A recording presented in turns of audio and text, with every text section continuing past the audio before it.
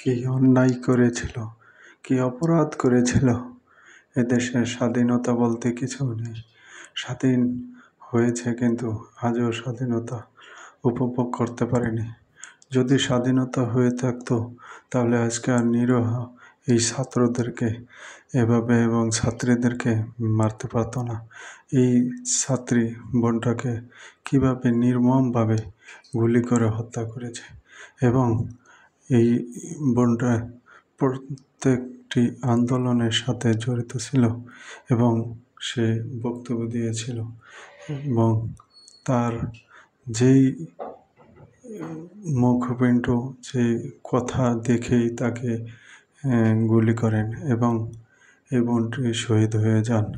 আরও অনেক আছে, সবার করানো সম্ভব নয়। এই দেখতে পারেন, এই দেখেন কিভাবে মৃত্যুর লাশ পড়ে আছে। আজ এই পুলিশ